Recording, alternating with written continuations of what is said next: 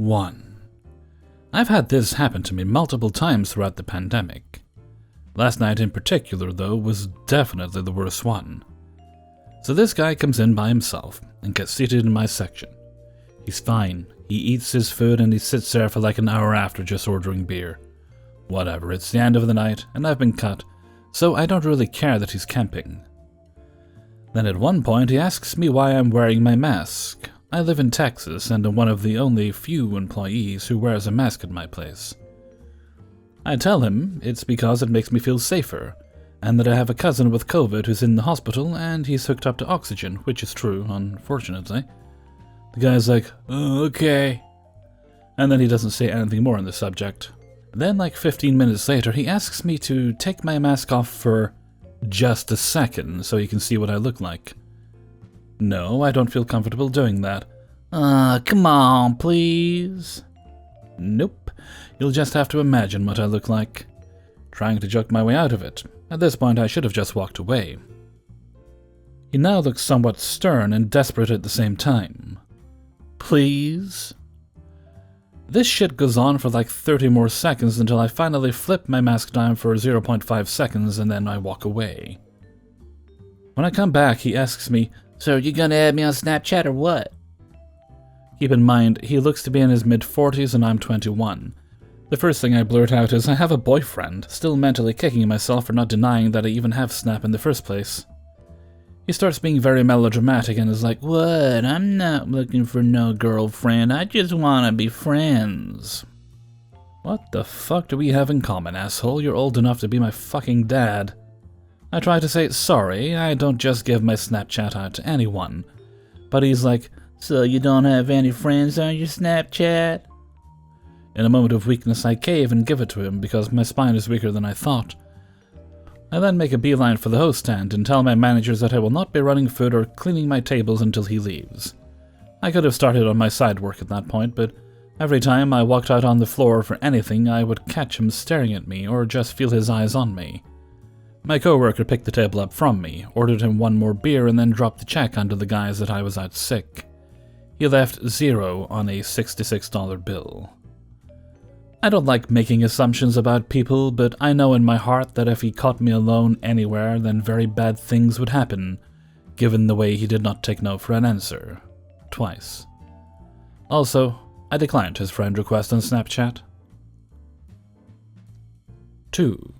My country still has some reasonably heavy COVID restrictions, and one of these restrictions is that no indoor dining is allowed, only outdoors.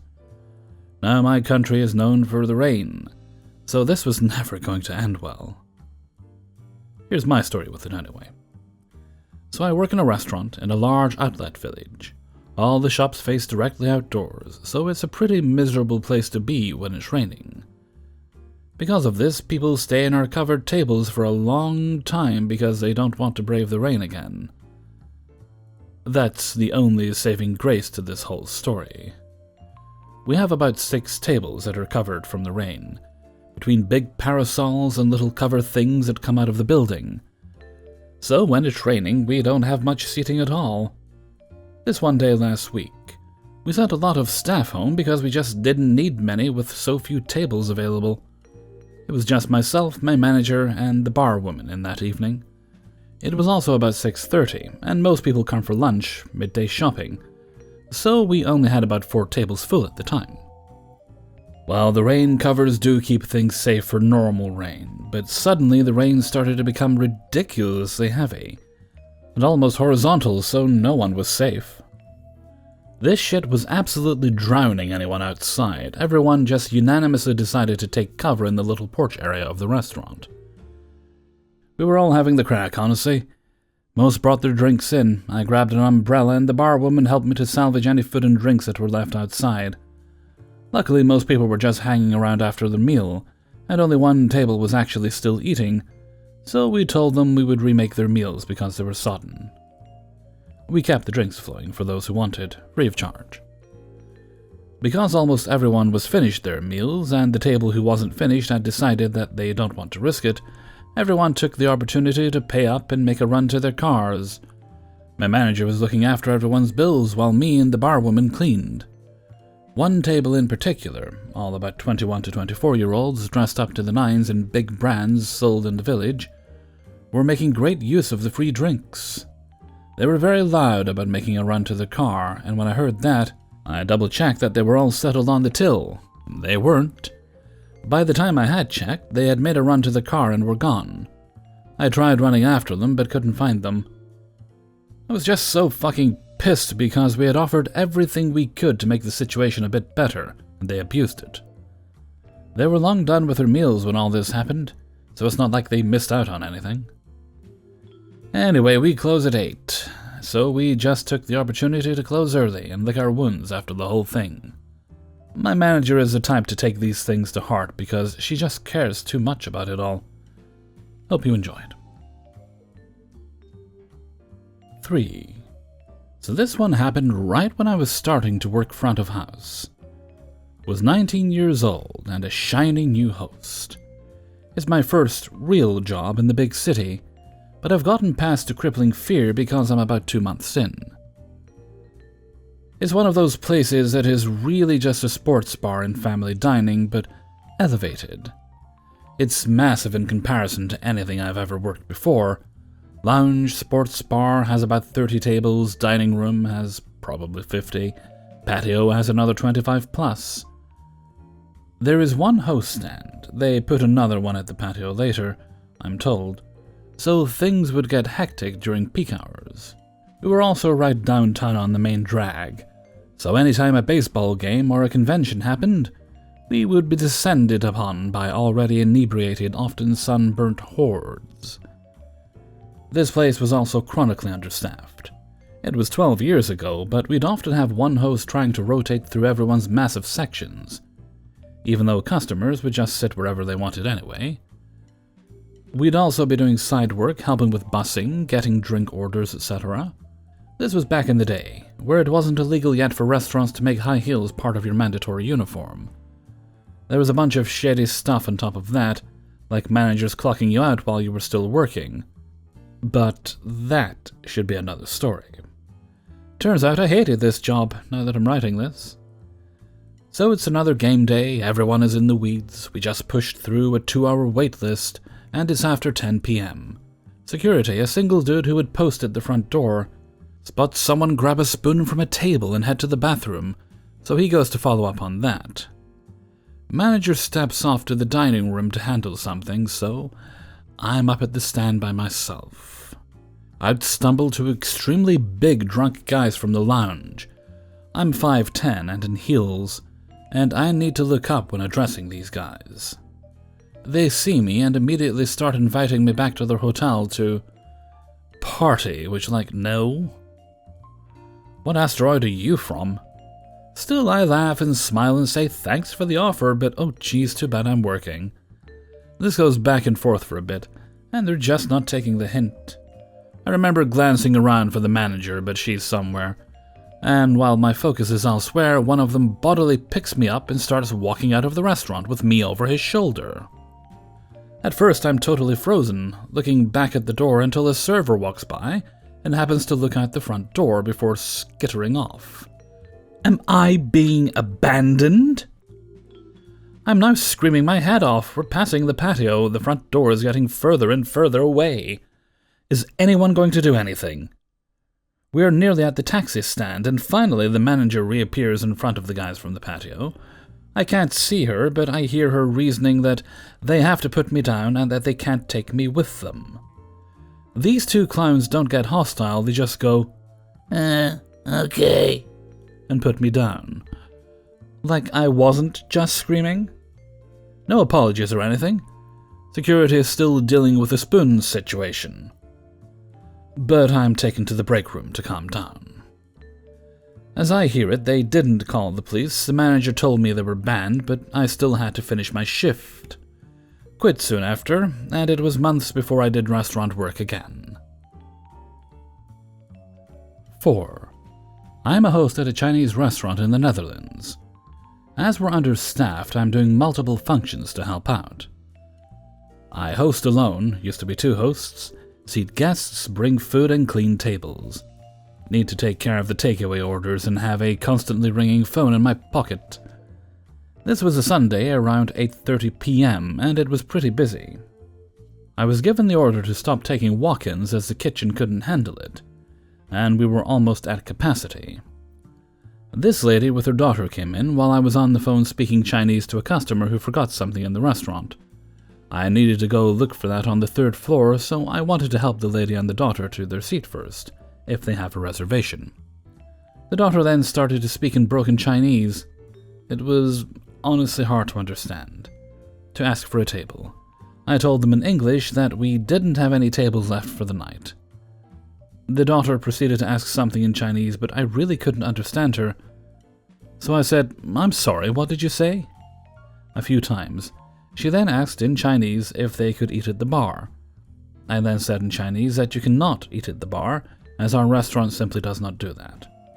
Remember, there was a long line behind her. The mother then asks for a manager and is bitter that the manager tells her the same thing. That we don't have any tables left, as he was the one that gave me that order. The mother then turned to me and said that I was very rude because I didn't speak Chinese to her daughter.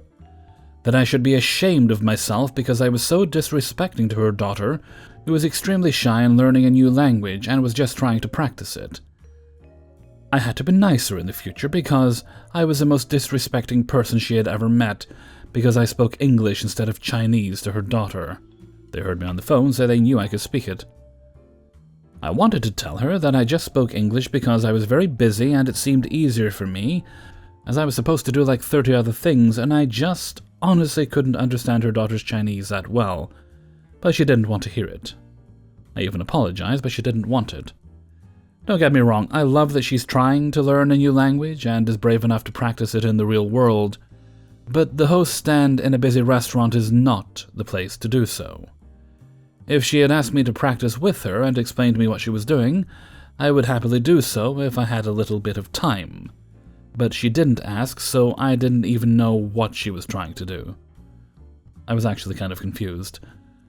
Also, it seems like her mother was more upset than the daughter. I don't think that I was rude, but I'm hesitating a little bit. I was pretty sad for the rest of the evening because of how the mother lectured me.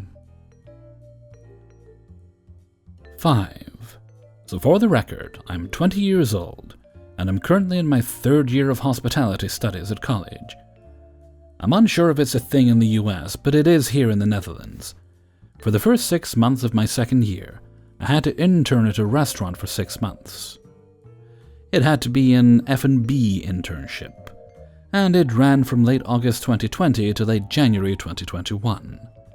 After sending a mail to a restaurant with 1 Michelin star close to me, I was quickly invited to a job interview. It didn't last long, and it was almost suspicious how quickly and easily I was hired. I didn't think anything of it at the time, still riding on the high that I was hired. The restaurant is somewhat famous for having a wine menu of over 600 wines, some of them ranging to over 1,200 euros. With that in mind, during the job interview, I asked if I could have a part of my internship focusing on getting to know more about the wines, which I figured would help with future jobs in college. A week later, I had my first day of work. I had to wear a blue suit, which wasn't quite what I was used to. Front of the house only had 2 employees, plus the chef's wife, who was essentially the hostess. The restaurant only had room for 30 guests, didn't do lunch shifts, and only had 1 shift per evening. All of this sounded good to me, more focusing on the individual guests instead of working in a restaurant with 300 guests per evening, which I was used to. The first red flag came the very same day, when they told me they wouldn't offer compensation. It's normal for these internships to offer a small compensation to interns, maybe a few €100 per month. The excuse they gave me is that they as well were hit hard by COVID lockdowns, though I later heard back at the college that all previous interns there didn't receive any compensation either. I didn't complain at the time, though. The excuse they gave was pretty valid, and there were always tips to compensate. Wrong, I didn't inquire how the tips worked there at the start, as I figured that'd be quite rude. After a month, though, I found out that instead of getting a share of the tips every week or month, the owners took the employees on a ski vacation in February. This meant I again was left with no part in that. The work itself was monotonous, to say the least. My request to get to do anything at all with wines was ignored, and what I had to do there can be summed up with household chores such as vacuuming and ironing, refilling water for the guests, making coffee for after dessert. The restaurant has a cheap coffee machine with pretty low-quality coffee, but still charges more than Starbucks does, and running plates. The latter of that was the only thing which I actually learned something from, as I did have to elaborate on all ingredients in the dishes. My colleagues were rude at best at any given time, and the hostess hid behind a very thin veil of passive-aggressive niceness. The kitchen staff tended to be the same as well as the front of the house. And they didn't have any dishwashing staff either, which resulted in me having a surprise shift as dishwashing boy more than I liked. All in all, it was one of the worst 6 months I've ever experienced in any restaurant. Since then, I found a job at a nice, small family restaurant, and it was genuinely hard to get used to not getting yelled at daily. 6. I work at a bar and restaurant in a major city. Last night around 11 p.m., a table of 2 calls me over and said they had been waiting 30 minutes for service. They had only been there about 10 to 15. I apologized profusely and explained that it wasn't my section, but I'd be more than happy to take care of them, even though I was slammed. They both already had drinks that they got from the bar. The woman was visibly upset and told me that she just flew in from Atlanta and needed food immediately. So I take their appetizer order and said I would put it in so they could have a few minutes to look at the menu and have some food in front of them as soon as possible. The woman said yes, but then proceeded to look at the menu and wanted me to stay while she did so in case she found something she wanted. Meanwhile, I have about 6 other tables that are in need of service. This process takes about 10 minutes before I'm even able to put in her appetizer order. Finally, when I'm able to put in their orders and make it back to their table with waters, the woman says she doesn't like her drink. Since the man got the drinks from the bar and not from me, I explain that I'm not able to exchange the drink but the bar can. The man said he would drink the woman's drink instead, so I take the woman's new drink order to add to my tab. She said she didn't want her drink watered down but wanted it on ice, so I bring her drink with an ice sphere instead of regular ice. She wasn't fond of that. I offer to replace it. She says no. Fine. The man ends up taking the woman's first drink back to the bar and orders another drink, the same one he just brought back from me. Once I bring it to their table, he says, "I'm not being charged for this, right? I brought the other one back to the bar." I explain that because there are 2 different tabs open, his at the bar and theirs with me, I can't replace the drink, the bar has to do it. Before I even finish my sentence, I decided it wasn't worth the argument and I would take it up with my manager later. I tell him I'll figure it out and no, he won't be charged. I bring out their app and the woman and man both complain that the salsa isn't what they expected. It's regular salsa. They say they wanted chunky salsa, so I beg my kitchen manager to dice up some pico to add to their salsa. When I come out with her food, the woman complains that her literal kids' meal is not made to her expectations. I take it back to my kitchen manager, who offers a replacement, but after telling her this, she says she doesn't want shit. I apologize again and grab my floor manager. After 20+ minutes of my manager speaking with them, manager comes back to me and says to comp all of their food and just charge for the one drink she ordered from me. Because of all the time spent with them, the tips from my other tables were short, and of course I wasn't tipped a dime from them. Best part? Even after they complained about the cost of their drinks, top shelf, they stayed until close and bought shots for other tables, bragging about how they got all their food for free. And for the record, my manager is awesome. She's a great boss and took care of it so I wouldn't have to anymore. As for my level of service, as some might speculate, I genuinely enjoy being a server and I will always go above and beyond for everyone regardless of how needy or problematic they are, because that's the type of server I am. And that's why I make the money I make, and am highly respected and valued by my managers, promotions, pay raises and all. I love my place of work, and a couple of annoying tables here and there will not deter me. Hey everybody, Hellfreezer here, and thank you very much for listening to Spinning Plates, episode 148. And thank you very much to everybody who allowed me to use their stories in this video. If you enjoyed the video, then please do like, subscribe, and leave your favorite kind of cake in the comments. Where are we? Saturday. Lovely. Hopefully, if I've done my job properly, I'll have some toe wiggling this weekend, but, well, you never know. We'll see. We'll probably have a gaming stream tonight. I will do my bestest to have Freezer Cam on. I say my bestest, it's not that hard. And we'll play Spippy games. There is apparently an update coming at the end of the month, but we're not at the end of the month yet. And if anything else comes up, we might give that a go too, but probably mostly Phasmophobia, since I know a bunch of y'all have that, and I like to make sure people can join in when they want. Okay, and with that, I'm going to head off for now. So until next time, thank you very much for listening, and take very good care of yourself.